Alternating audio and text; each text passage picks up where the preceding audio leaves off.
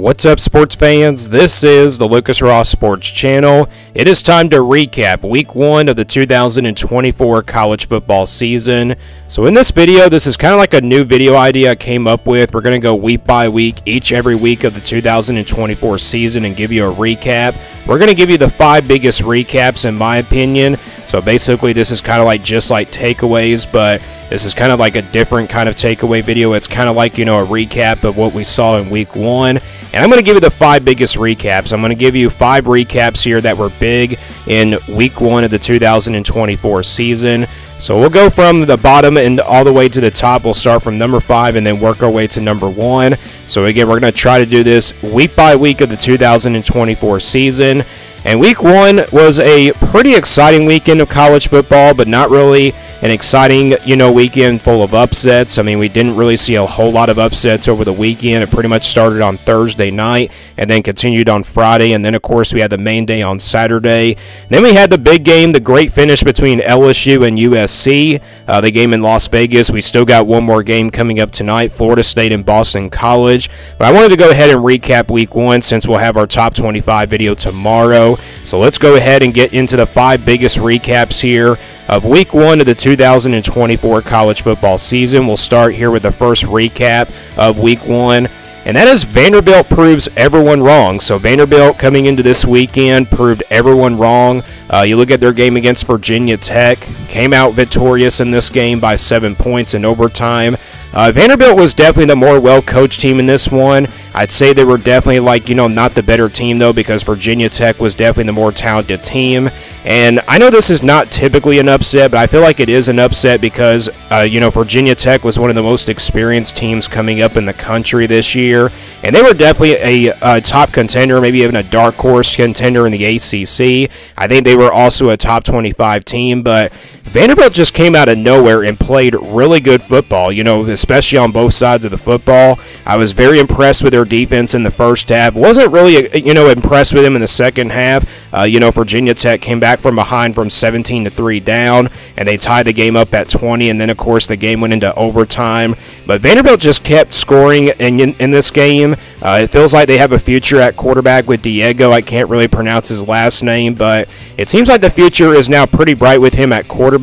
Vanderbilt just proved everyone wrong here. They were like a double-digit underdog, I believe, going into this game against Virginia Tech. Can't really remember the spread, but I do remember that Virginia Tech was definitely the more talented team.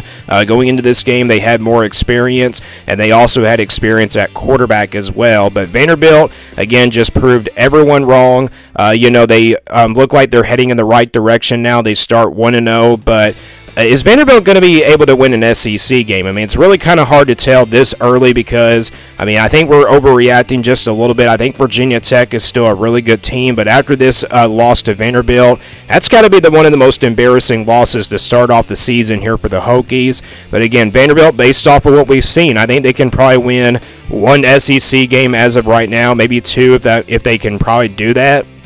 But they do have a tough schedule this year in the SEC. That's the reason why Vanderbilt probably will have a tough year this year. But, again, what a way to start off the season here for Vanderbilt, getting a big win here against Virginia Tech. This used to be, it feels like, they are going to still be at the bottom of the SEC. But after this win, Vanderbilt probably will have a pretty good season, so watch out here for Vanderbilt in 2024. Again, they proved everyone wrong on Saturday with a win over Virginia Tech in overtime, so they are the biggest this is actually the number 5 biggest recap here of Week 1. Moving on to the number 4 biggest recap, it was a quiet Week 1. I think everybody can agree on that. This was a really quiet Week 1. There wasn't really a lot of chaos. We didn't have any too big, big-time games. Yes, we had, some big games, of course, over the weekend. We did have Notre Dame and Texas A&M. That was a big game. Georgia and Clemson, obviously, was a big game. We also had, Miami and Florida, but none of those teams that were in the top 25 went down with a loss. Notre Dame beat Texas A&M by 10. That was an ugly game there. 10-point win for Notre Dame, though, on the road at Kyle Field. That is a huge win there for the Fighting Irish to start off the year. I feel like Texas A&M, they feel like, they had, plenty of advantage in this game. They were definitely the favorites, but you can never count out the underdogs in this game. Notre Dame, of course, proved everyone wrong in that second half. It was a defensive battle in that first half, but second half, both teams started to get going on the offensive side of the football. But Texas A&M, a couple of turnovers kind of cost them, and I think the penalties were really a big factor in this game as well. Notre Dame had a lot of penalties in the first half, but they were able to get away and win this game by 10 points on a late touchdown, and then also a field goal that sealed the deal. So what a win for the Fighting Irish to start out Marcus Freeman's third year, and I think this Notre Dame team is a playoff contender. Georgia and Clemson, that game was definitely not competitive at all. Really the only upset that we saw in week 1 was USC upsetting LSU. I'll get to that game in just a moment. That was a great finish to that game. But again, it was just overall a quiet week 1, and especially for the top 10 teams. Now, we saw Oregon struggle against Idaho. I think Oregon is a very talented team. This game probably was just a fluke for them. I think they'll definitely be better next weekend when they play Boise State. Boise State, one of the top, group of 5 teams, maybe coming out of the Mountain West this year. That could be a tricky game for Oregon, so I think they were probably overlooking Idaho. Dylan Gabriel played pretty well in that game, but it really wasn't enough to be explosive on the offensive side of the football. So again, just a really struggling start there for Oregon, but the rest of the top 10 teams pretty much took care of business. Alabama, Ohio State, and then we also had Michigan. They were in a tight battle with Fresno State in the first half, but they were able to pull away in the second half. But again, it was just overall a really quiet week 1. Most of the top 25 teams took care of business this weekend in their cupcake games. And again, we did see some big games. Notre Dame beat Texas A&M. Clemson lost to Georgia, and then we had Miami beat Florida. So again, there wasn't really a lot of chaos here in the first weekend. I think week number 2 we could have a lot of chaos because there's some games coming up that could be upsets. But again, this is the number 4 biggest recap. It was just a quiet week 1. Moving on to number 3, USC could be a dark horse in the Big Ten. Let's talk about LSU versus USC from last night. What a finish to that game. USC coming out with a 7-point victory. 3 losses now in a row under Brian Kelly in opening games. You had 2 different quarterbacks in this game, right behind 2 Heisman Trophy winners in the last couple years. I was really impressed with both quarterbacks. Garrett Nussmeier played pretty well for LSU, had a turnover there to really much seal the deal for USC. I mean, obviously a turnover really changed the difference, and also a game-winning touchdown could really change the difference as well. USC, their defense played pretty well. Miller Moss was really impressive at quarterback. These wide receivers were also very impressive for USC as well. And based off of what we saw, I think USC could be actually a dark horse in the Big Ten. I wasn't actually really considering them being a dark horse in the Big Ten just because of how tough their schedule was. But after this win over LSU, I mean, they were an underdog in this game by 4 points. They get the late winning touchdown, and they seal the deal 27-20. So with that victory, I think USC, you could see them in my top 25 video tomorrow. I don't really know what's going to be, the case for LSU for the rest of the year. I still think this is a playoff contender, and also they could challenge, some of the top teams in the SEC. But this is a very tough loss for LSU. Again, this is like 3 years in a row that they lost like opening games to start out the year. So again, USC could be a dark horse in the Big Ten. Again, I was really impressed with the defense here for the Trojans. I think USC's defense is the reason why they won this game, and the offense did their job. So again, not a lot of points were scored in this game, but USC did their job on the offense. Again, Miller Moss was really accurate at quarterback.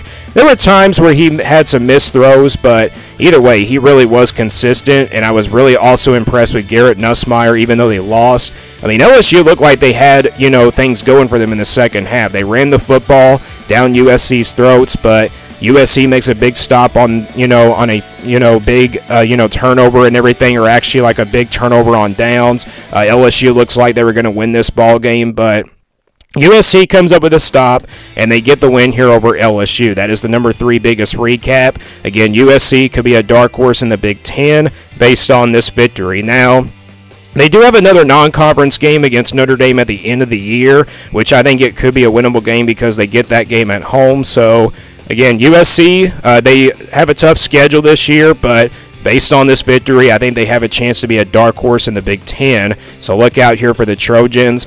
Moving on to the number 2 biggest recap of Week 1. Miami might be the favorite as of right now in the ACC. Let's talk about Miami versus Florida. Not a very competitive game whatsoever. Miami coming out dominating against Florida on the road.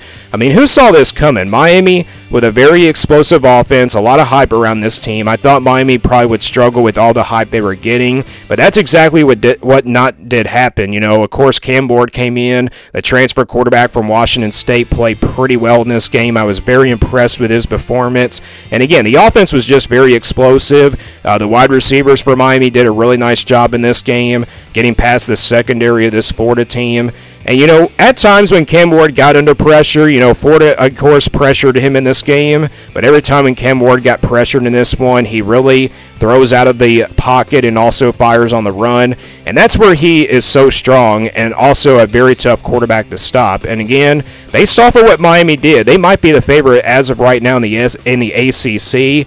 Florida State and Clemson both lost their opening games. We saw Georgia Tech, of course. They're not really that far behind of Miami, but I think Miami clearly has a more talented team than Georgia Tech does as of right now, based off of what we've seen. Georgia Tech is undefeated at 2-0. They are definitely a top 25 team playing some really good football. They just beat Georgia State from, a couple days ago. So again, Miami might be the favorite in the ACC, I should say, as of right now, based on this victory against Florida. Now, what has happened here to Florida for the rest of the year? Well, I wasn't really impressed with Florida in this game. It looked like Florida was right there with Miami at the end of the first half and everything. It was a 7-point ball game. They get a really big touchdown rush, but Miami gets a late touchdown in the first half. They go into halftime with the lead by 2 touchdowns. And I think when Miami got the ball back in the start of the second half, that really kind of, just made Florida not really get back in this ball game. So again, Miami's defense also played pretty well, and they overall were just the more talented team. And again, Florida has a very tough schedule this year. I think it could be a rough year just based off of what we saw. Graham Mertz, of course, goes down with the injury. We don't really know the details of what's going to happen there. DJ Lagway, though, came in there. The true freshman quarterback played pretty well for them. So I think the future might be bright there for him at quarterback. But this was the number 2 biggest recap of the week 1 of the season. Miami might be the favorite as of right now in the ACC. Let's now go on to number 1. The biggest recap of week 1 was Georgia shows how dominant they are. So Georgia showed how dominant they were against Clemson in the second half of that game on Saturday. Of course, first half, it was a really sluggish game. Both defenses playing pretty well. I think Clemson, though, ran out of, gas and everything by the third quarter, maybe the fourth quarter, I should say. Georgia just really was dominant on the defensive side of the football. Then the offense started to click in the third quarter. Carson Beck got things going. This Georgia team looked really dominant in the second half. Clemson, they had their issues on offense. I mean, I think Clemson's still a very talented team, but, they went up against a Georgia defense that was really good, and Clemson obviously just could not move the football in this Georgia defense whatsoever. Cade Klubnik got pressured in this game a lot. The wide receivers couldn't do anything for Clemson either. Now, there were times where Clemson had momentum, in this game, but the flags and the penalties cost them, so that's the reason why I feel like Georgia really showed how dominant they were. But it really wasn't just about the defense. It was more about the offense, and Clemson just could not hang around with Georgia, and I think no one is on Georgia's level clearly. Except for, some of those other top 5 teams. I think Ohio State might be, on Georgia's level, maybe Alabama as well. But this is a pretty important win for Georgia because of how tough their schedule is once they get into conference play. Once they play Ole Miss, Alabama, and then also Texas. That will probably kind of tell us how good Georgia is going to be. But again, in this game, they showed how dominant they still are as a program in college football. And again, they look like they have a pretty good defense once again, and just overall a very talented team as well. So again, this is the biggest recap here of college football here in week number 1 of the 2024 season. Again, Georgia shows how dominant they are. And those are my 5 biggest recaps here in week 1 of the 2024 college football season. College football, of course, is finally back. I think it's going to be a really interesting season, but a really quiet week 1 here to start out the season. We will see what week 2 looks like coming up this weekend. Again, we still got one more game coming up tonight. Florida State and Boston College, but this is my week 1 recap of the 2024 season. So let me guys know what you think about this recap, and what do you think about these 5 biggest recaps of the 2024 season here in week 1. Thanks for watching this video, and stay tuned here for more on the Lucas Ross Sports YouTube channel.